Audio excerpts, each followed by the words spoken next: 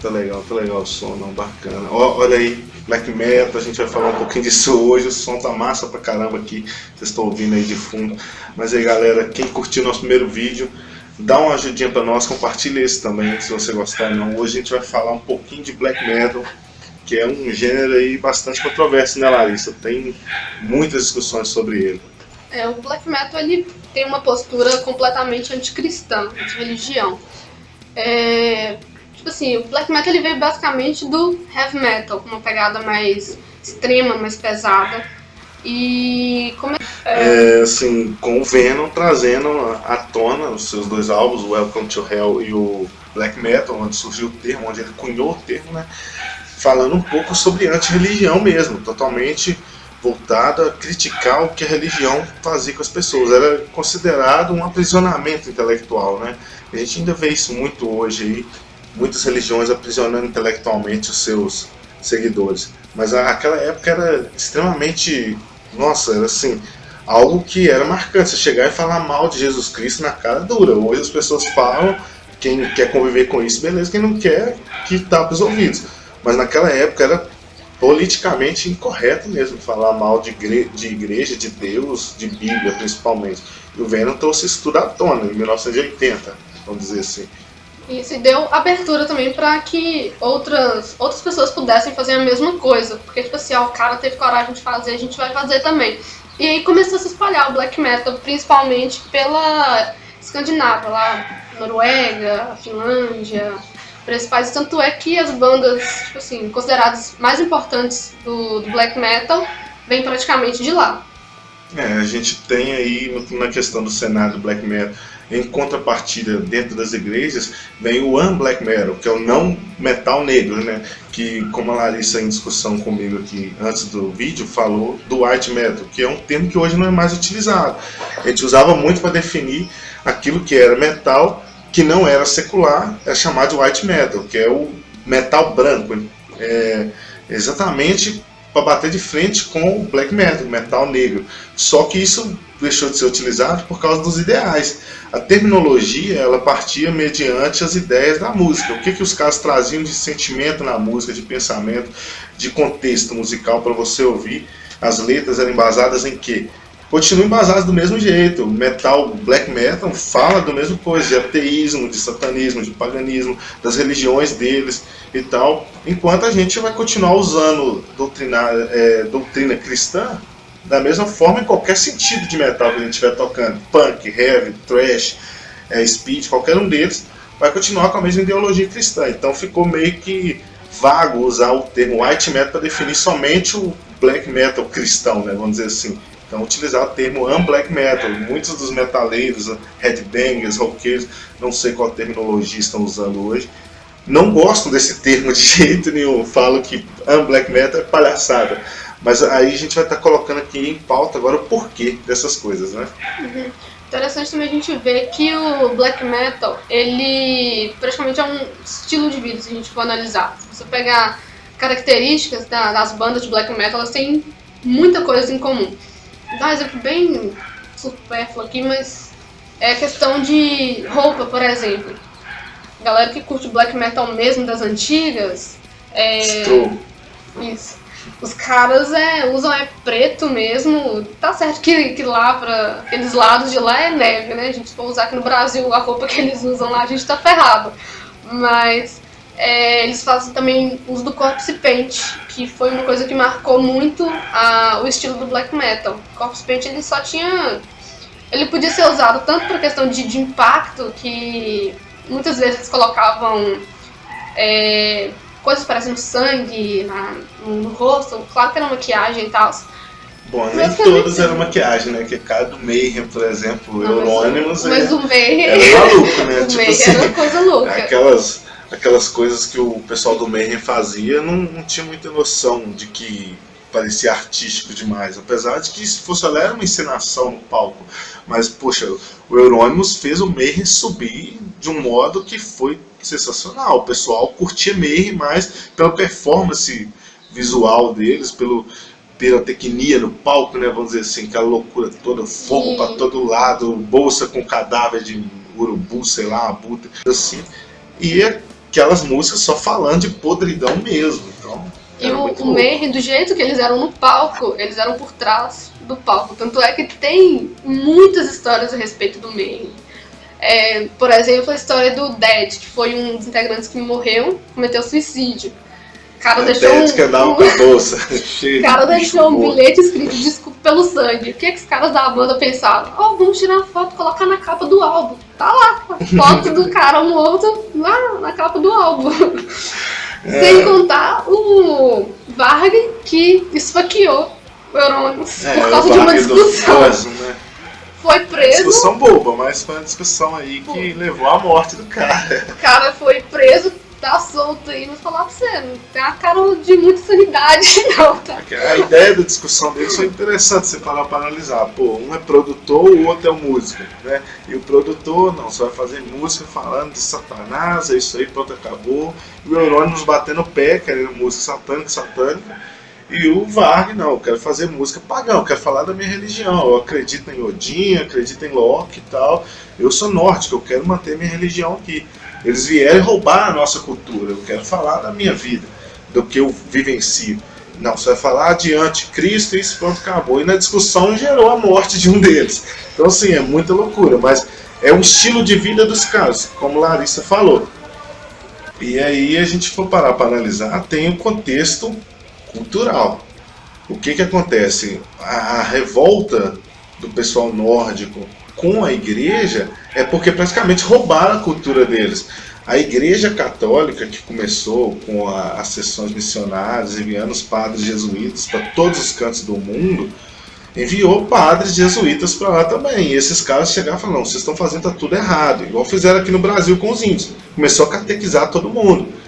E nisso o pessoal que ainda mantém as origens nórdicas, os antigos vikings, né, ainda tem algumas pessoas que vivem no mesmo tipo de cultura dos antigos vikings, eles não concordam. Poxa, era a minha religião, foi tirada de mim, foi roubada, eu não tive opção de escolha, né?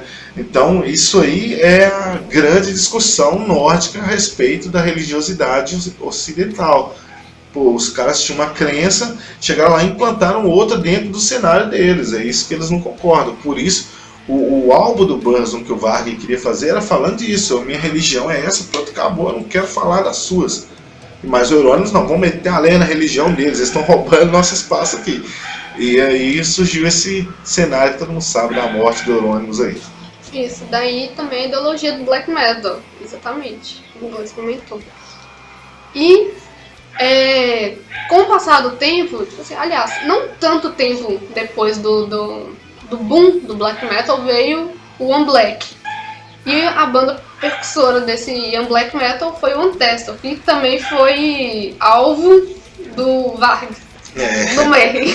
Na época do Enecycler, né, que o pessoal tava ali queimando igreja e atacando todo mundo e tal, o Untested recebeu muitas ameaças de morte naquela época.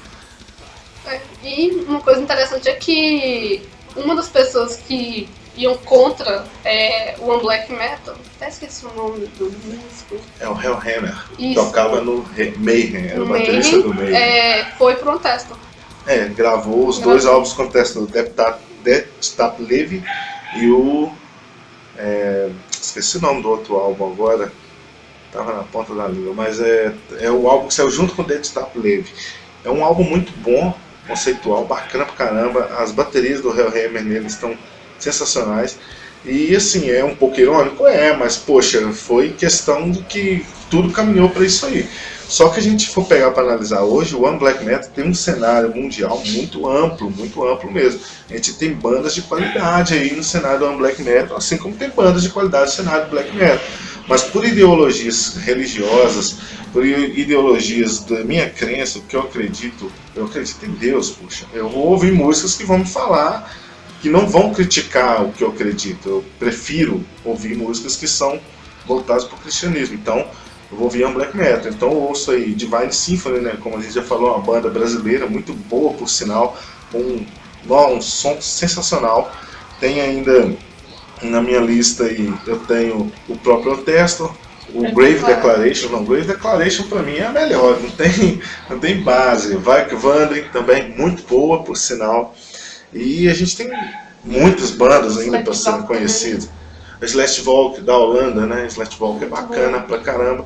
Eles têm um cenário assim musical deles bem das antigas, aquela guitarra sequinha mesmo e o uso muito amplo dela na mesma altura do som de bateria, né?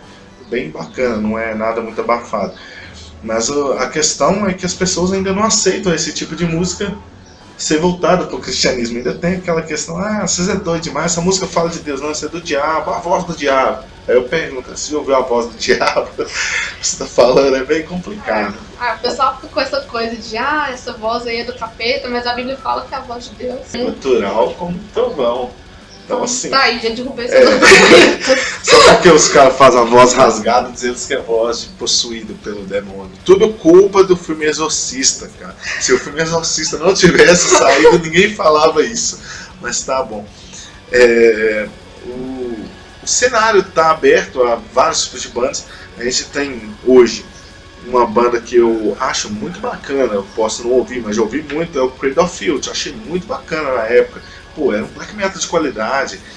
Em compensação, eu nunca fui fã de ouvir Vital Remains. Vital Remains é um black metal mais tradicional, não é melódico nem nada. Mas era black metal, pô. Da mesma época ali. E o som totalmente extremo. Só que eu ouço metal cristão. A minha vertente é essa. Então eu vou lá, pego uma música do Antestal, por exemplo, a The Old Times Cruelty, que é uma música muito boa, muito bacana. A letra dela é sensacional. Você para e pensa, poxa, se eu morrer hoje vai ser assim comigo. E o Grave Declaration com a Change of Heart. Change of Heart pra mim é uma música perfeita, cara, perfeita. Essa questão também do black metal, vamos dizer assim, surgiram vários subgêneros dentro do próprio subgênero. Porque o black metal mesmo, ele é muito secão mesmo. Mas hoje nós temos uma pegada mais sinfônica, gótica, então ela varia bastante, entendeu? Tem os mais tradicionais, mas as bandas que estão surgindo agora já pegam tem uma pegada mais melódica. O Slashvolk mesmo, ele tem aquela pegada melódica com vocal feminino e tal, bacana, vocal limpo, muito bom. O Agnus também tem vocal feminino e vocal limpo, bacana pra caramba. Mas ainda tem bandas com vocais tradicionais. O Crimson Moonlight, por exemplo, é todo tradicional, que é gutural rasgado e a guitarra comendo solta no fundo, que é baixo com a corda frouxa, assim, paletado, sensacional demais. Não tem mexido. Eu acho o som do black metal uma sonoridade muito boa. É igual no documentário In Light of the Darkness, né, Nemesis, que eles falam, o pessoal pensa que ser black metal é falar mal de Deus. E aí a gente tem hoje assim bandas que os caras ainda pensam que realmente ouvir black metal, fazer black metal ainda tem ideologia anti-igreja, anti-cristianismo. Só que isso foi falado pelos artistas que estavam no documentário, inclusive o vocalista do Chris O'Thorne, ele fala o seguinte, o Pilgrim, ele fala o seguinte, né, que a gente fala aí hoje sobre black metal e tal, e a gente faz nosso black metal só que com mensagens ideológicas cristãs. As pessoas têm que entender que o black metal hoje já não é mais um conjunto da obra música, letra e ideologia. A gente tem o cenário musical black metal, o estilo de tocar black metal. Eu posso pôr qualquer letra ali, se eu pôr Batatinha quando nasce, espalha rama pelo chão lá, e fazer o som vai ser black metal do mesmo jeito, não vai mudar. O estilo musical ainda é black metal. No mais, a gente tem aí para poder falar nos próximos programas sobre os outros estilos, e o que a gente queria deixar é isso. O black metal e o black metal são a mesma coisa, o que muda é a letra e o modo de viver dos caras. Enquanto a gente vive Jesus Cristo, Deus, o Espírito Santo, a nossa vida voltada para as coisas de Deus, eles têm a vida deles focada para o paganismo ou para o satanismo deles, ou até mesmo ateísmo. Mas o estilo de tocar é a mesma coisa, o gênero musical tocando é do mesmo jeito. A tablatura, a partitura segue a mesma linhagem musical, se formos parar para olhar. Então, black metal, ele é um estilo que pode ser muito bem tocado dentro da igreja, assim, eu acho palhaçada ficar enfatizando que não deve. Tanto é que a gente já fez e vai continuar fazendo. É isso aí, galera. Postar um vídeo depois. Depois a gente deixa um pouquinho do nosso vídeo com vocês. Então dá um curtir embaixo aí, compartilha o vídeo e fica com a gente aí no YouTube.